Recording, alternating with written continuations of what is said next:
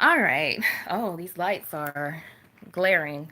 So hopefully it's not a huge problem. Let me see.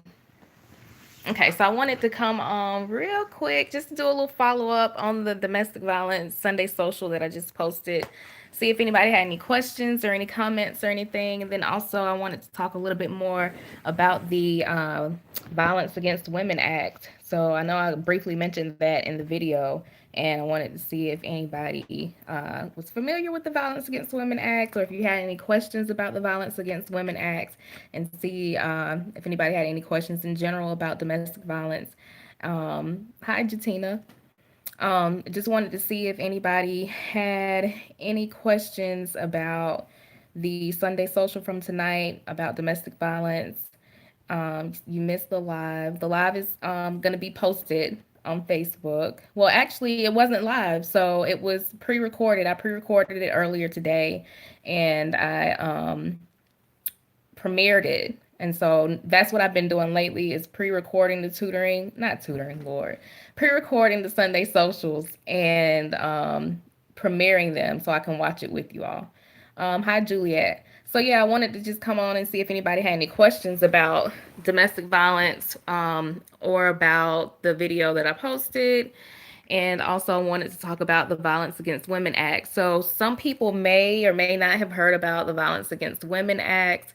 I first learned of it when I worked at the homeless shelter when I was in grad school. And so the very first thing that I learned about the Violence Against Women Act was that um, if you live in income based housing or any federally funded housing and you have domestic violence situation, I guess, for lack of a better phrase right now, you cannot be evicted from your home. The landlord has to work with you to move you to another location without penalty, without consequence, as far as like breaking your lease and that kind of thing. And so that's when I very first learned about the Violence Against Women Act.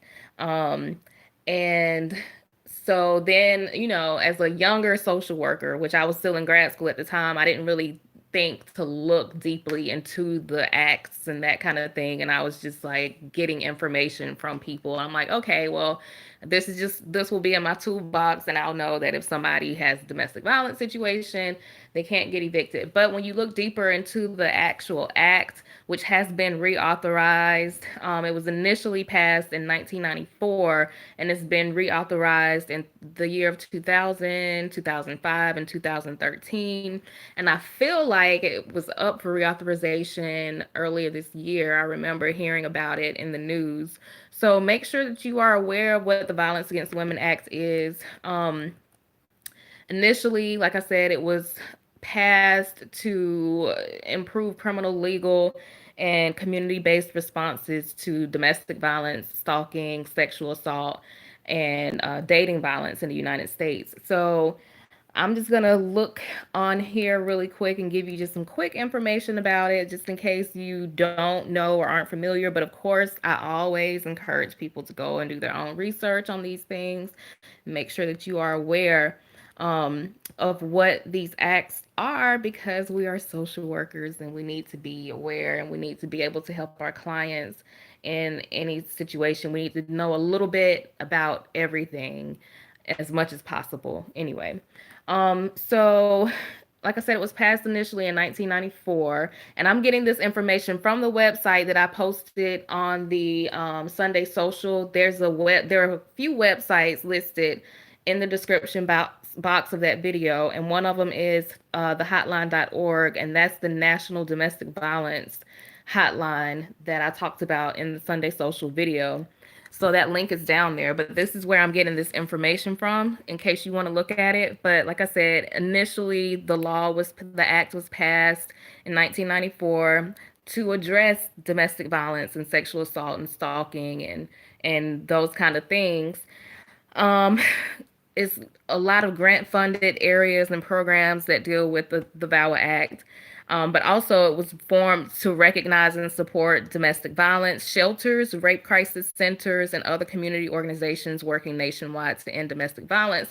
And so, as a person who used to be a victim advocate and working in law enforcement, I know of a few things, not a whole lot, but when it comes to sexual assault and rape kits and that kind of thing, and I know it's different for different states, but well, I don't want to get into it because I know it's different for different states, and I don't need people on here challenging me because I'm speaking directly from my experience as a social worker here in South Carolina. So I'll just skip that for now.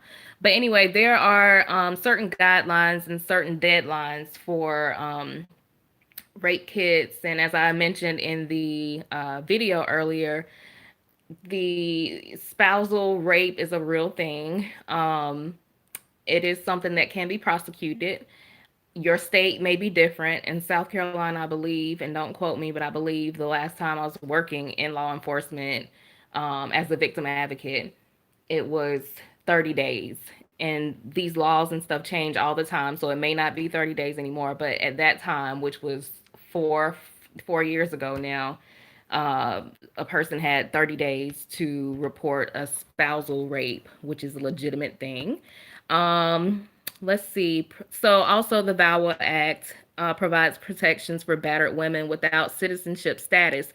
So, there's a such thing as a U visa, and this is something I also learned about when I was working as a victim advocate at the police department.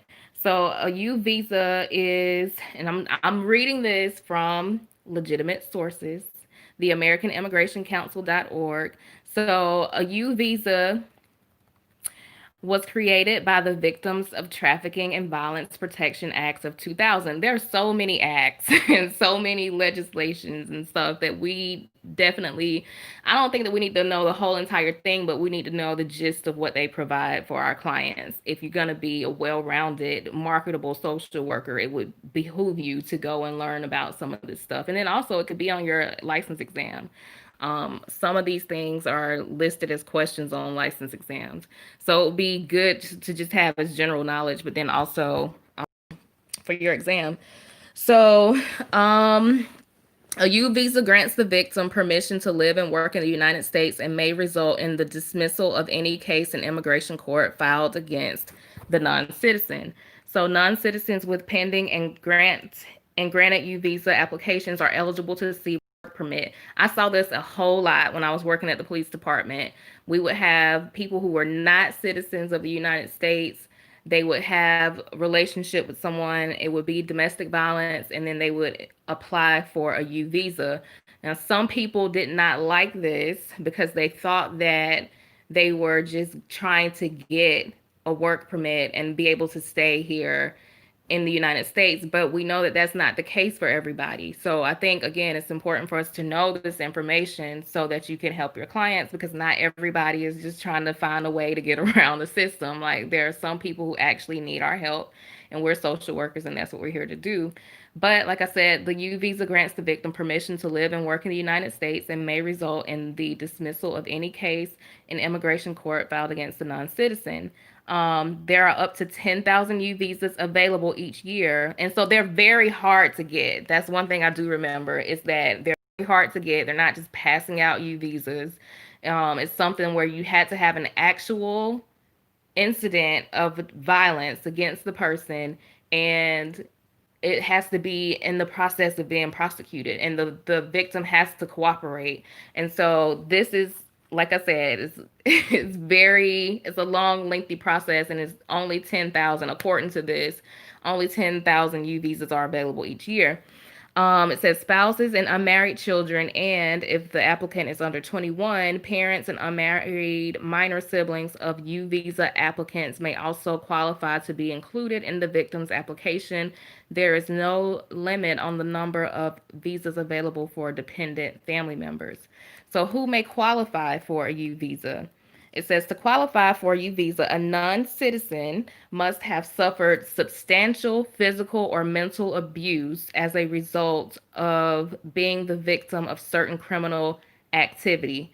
and they have substantial physical and mental abuse in quotation marks, which means this can't be just, and I don't want to diminish or minimize domestic violence, but this can't be just a, my boyfriend got upset because he caught me cheating on him and he slapped me.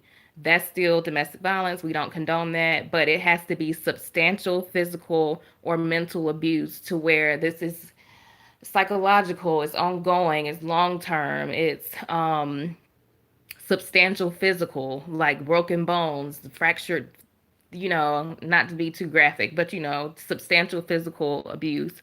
The criminal activities include rape, torture, trafficking, incest, domestic violence, sexual assault, abusive sexual contact, prostitution, sexual exploitation, female genital mutilation, being held hostage, peonage, involuntary servitude, slave trade, kidnapping, abduction, unlawful criminal restraint. I mean, this is deep, deep stuff, not just me and my girlfriend are being petty with each other and we are mutual abusers with each other. It's not that kind of thing. In order to qualify for the U visa, it has to be substantial physical or mental abuse, not, again, not minimizing any abuse, but again, to qualify for the U visa, that's what would have to happen. And it goes on to list more and more things. It says they also must possess information concerning the criminal activity. They must be helpful, have been helpful, or likely to be helpful to a federal, state, or local investigation or prosecution of the criminal activity. So again, the person who is the non-citizen trying to get a U visa, they have to cooperate with the investigation. You can't just report it and then not tell the information on the abuser, where their whereabouts and what happened. They have to be cooperative. It says for minors under age 16, a parent, guardian, or next friend who has information about the criminal activity may be one to cooperate with the law enforcement.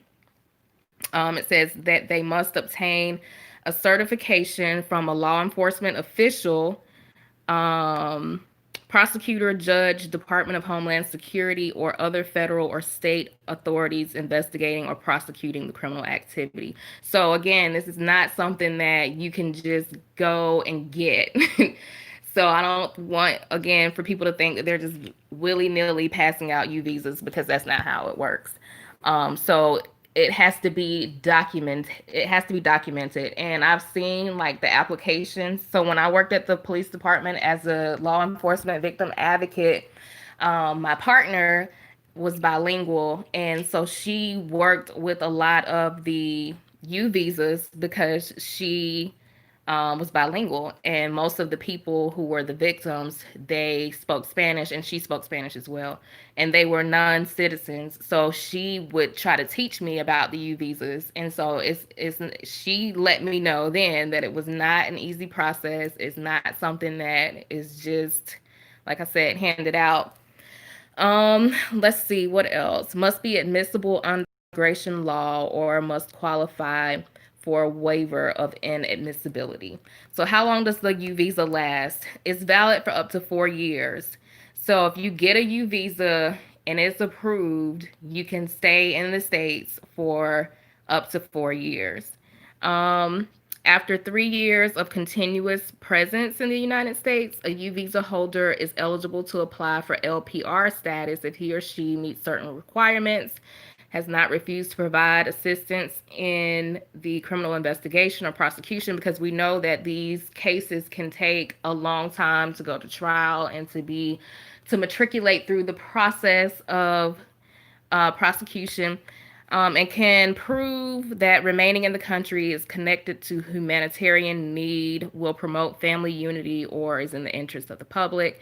There is no numerical limit on the number of U visa holders who may adjust to LPR status per year. So what is it? What is LPR status? That I don't know. So let's see if I can find it really quickly on here. And I probably can add the link to what I'm looking at, but I'm not sure what LPR status is, but if I find it, I'll let y'all know. And then there's also a such thing as a T visa. So a T visa is basically for victims of trafficking. So you have the U visa, which is for domestic violence and sexual assault and all of those other things that I just mentioned a few minutes ago. And then the T visa is to provide immigration relief to victims of severe forms of human trafficking. They have that in quotation marks, which is defined as sex trafficking in which a commercial sex act is induced by fraud, force, coercion, or in which the victim is younger than 18 years of age or younger, or it says the recruitment, harboring, transportation, provision, or obtaining of a person for labor or services through use of force, fraud, or coercion for the purpose of subjection to involuntary servitude or slavery. So the T visa is for trafficking, and the U visa is for, um, like I said, all those other things dealing with domestic violence and sexual assault. Um, T visas are valid for 4 years. Again, they mentioned the LPR status. What is the batterer spouse waiver? So basically, without me going through this whole thing and being on here going on and on and on for 30 minutes, um, make sure you're familiar with the VAWA Acts because that's where this information is really stemming from. Um, Also, with the VAWA Act, when it was reauthorized in the year of 2000, it says that it included additions to identify dating violence and stalking as related crimes, created a much needed legal assistance program for victims of domestic violence and sexual assault, promoted supervised visitation programs for families experiencing abuse, which is very, very, very important. So, here locally where I live, there is a nonprofit organization who provides supervised visitation for children who are the children of I guess parents who are in domestic violence relationships. So there's like a house where one parent will drop the child off and then leave, and then the other parent will come at a scheduled time to come and have visitation with the child and visit with the child, and it's supervised. And I think that the offending parent has to pay for that program because they're the offending parent and they have to they have to have the supervised visitation. So the VAWA Act, like I said, when it was reauthorized in the year of 2000, promoted those kind of programs for supervised visitation. And then it says further protect immigrants experiencing domestic violence, dating violence, sexual assault, or stalking by establishing U and T visas and focusing on victims of trafficking, which I just talked about. And then it was reauthorized again in the year of 2005. Um, and that focused on, let's see, prevention strategies to stop violence before it starts. So, all of the good things that we as social workers love to hear prevention, like how are we going to prevent these things? We're going to have agencies and consultants who do classes on healthy relationships, how to notice red flags of an abusive partner, and those kind of things. So these are all of the things that the VAWA Act seeks to implement so that we can help people help themselves, which is what we do on a daily basis. Let's see what else. The first federal funding stream to support rape crisis centers, culturally and linguistically specific services for various communities, extensions to VAWA service provisions to include children and teenagers. So, all of this information is stuff that we need to know. And I know some people don't know about it because I didn't know about it until somebody told me. So, now I'm telling you. So, make sure you know what the Violence Against Women Act is and you go and you do the research for your own self because only you can interpret something the way that you understand it and can comprehend it when you look at it and read it for yourself. Like I can tell you all day, but until you go and look at it your own self and interpret it how it makes sense to you, then that's pretty much the best way to do it. And plus, you don't ever want to just believe something that just because somebody who's credible told you. Like I feel like I'm a pretty credible person, but still don't just believe me because I told you. Please go and look at it for yourself. And then again, it was reauthorized in 2013, and with new provisions extending protections for Native Americans and LGBTQ plus people.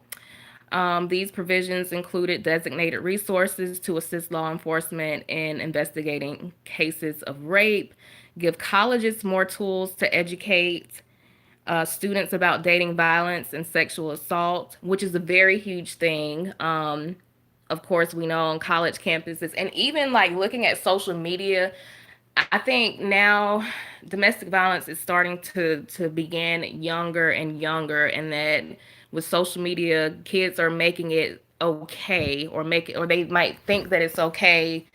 I've seen some very disturbing videos on social media with these children in their little teenage relationships, and I saw a very disturbing video. It was not good at all. And I think, these YouTubers have hundreds of thousands of followers, and they see this stuff and they think it's okay. So I think and like I said, this is giving colleges more tools to educate students about dating violence and sexual assault. So once those teenagers get to college, of course they're going to think that this is how a relationship should be, and they're going to think that this is okay. So I think that sometimes of course, not everybody goes to college, but sometimes when you go to college and you get outside of your immediate environment and you're exposed to new and different things, it's the first time that some people hear and are aware of things not being quite right with how they were raised or what they're used to.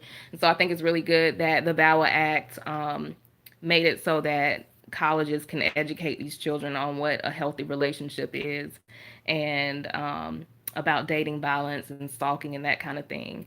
Because I know when I went to college back in 2005, my freshman year in 2005, um, they definitely had seminars for freshmen about STDs and all kinds of other stuff dealing with domestic violence and that kind of thing. So I think that's good. Continuing to allow relief for immigrant victims of domestic violence, provide further care and assistance for LGBTQ plus survivors, empower tribal courts to prosecute people who commit domestic violence on tribal lands, regardless of whether the aggressor is a member of the tribe. And that's a big thing too. So that I just saw a section on this AmericanImmigrationCouncil.org where they talked specifically about tribes too. And so that is something that I'm not very knowledgeable about, and I'll be reading it my own self too, just so I can know about that. Um, what is VAWA cancellation of removal?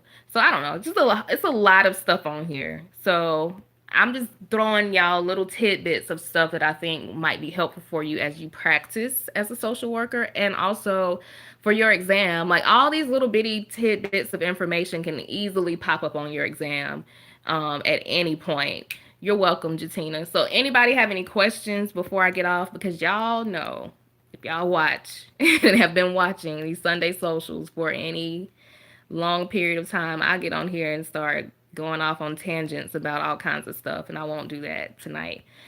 So I hope everybody has a good week. I hope everybody feels appreciated at work. I hope that everybody knows that you are appreciated and that the work that you do is important. And I hope that you will subscribe to the YouTube channel, share the YouTube channel with your friends and your colleagues, and anybody that you know who may be studying for the license exam, as well as anybody who's thinking about being a social worker, or they don't even have to be a social worker. Pamela, don't worry, it'll be played back. And also, if you didn't get to watch the Sunday Social, that's already posted on the YouTube channel. It's about domestic violence, and this video was just a follow-up to that video because I wanted to talk specifically about the VAWA Act, which is the Violence Against Women Act. And again, that's something that might pop up on your LMSW exam. So anyway, like I said, like the video if you thought this was helpful. Like the video to the Domestic Violence Sunday Social. Subscribe to the YouTube channel. And let's see, good night. I have to start back studying all over again. You know what, Jatina? That's as long as you get to it and get it done, it doesn't matter. Because I'm having to start to study all over again too, because I'm about to sit for my LISWCP, which is in the state of South Carolina. It's a licensed independent social worker clinical practice, and so that's my advanced license. So I'll be going into private practice hopefully sometime around the beginning of next year. So I'm right there with y'all again. So I passed the LMSW on my first try back in 2015, and I am now ready to sit for the advanced license um, in January. Ugh. So I'm right there with y'all. I'm about to be studying too. So December, January, I'm gonna be on the books hard. I'm gonna be watching not only my videos, but videos on YouTube. I'm gonna be looking at the KSAs and Dawn Apgar and all of the things that I tell y'all to do when y'all are studying to prepare for the LMSW exam. I'm gonna be doing the same exact thing because why wouldn't why wouldn't I do what I tell y'all to do? It worked for me, and so it worked for me the first time. And so it's been working for colleagues all across the country that use day to day social work. And so hopefully I can take my own advice and pass this exam on the first try too. So anyway, y'all have a good night. And if you have any comments or anything, leave them in the comment section. And I will see y'all in the next Sunday Social. If you have any topics for Sunday Social, let me know. But the next one I think will be about the importance of volunteering and internships. All right, y'all have a good night.